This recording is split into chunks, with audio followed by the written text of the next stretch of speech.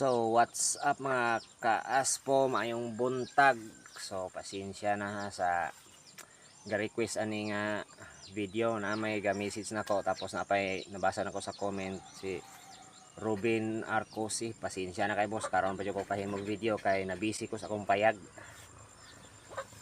By about aning sukat ani ako ang basurahan nga para sa speaker nga D5.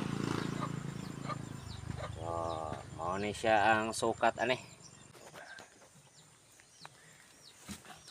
Plywood gigamit is 1/2 inches. Tapos diri sa babaw 8 inches. Nga diri sa siding 1 foot or 12 inches. Nya ang height niya kay di man maklaro 14 inches. So dire sa tubangan is 7 inches ni siya. So gi-slidean ako gamay dire mo ni siya ang nakitabo. Wala ni siya kaabot og 7. Nya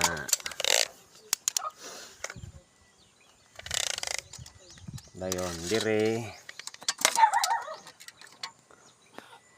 kay 7.5 inches siya.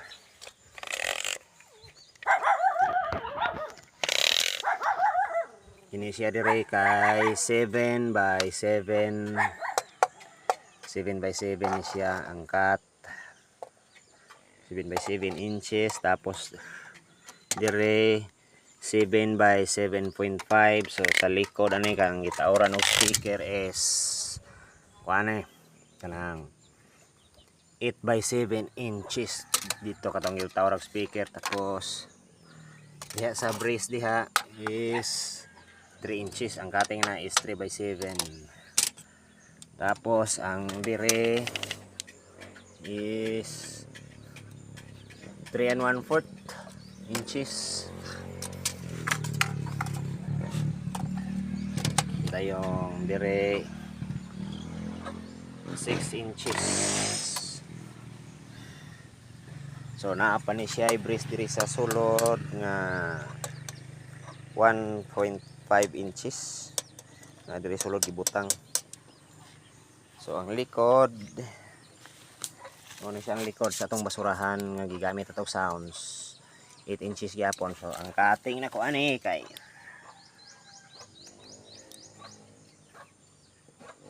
13 inches. 13 plus 1/2 plus 1/2 mo siya na 14 inches. Ang slide ay nako ani kay 2 inches.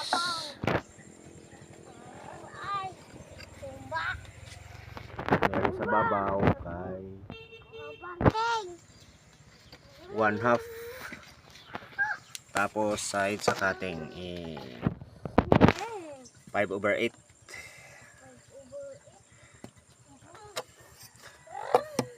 Nga ang tabon ani kay 5 inches. 5 by 5 and 3/4 na siya. So that's all. Salamat sa inyong paglantaw. Once again, happy Saturday at all mga ka-sounds addict.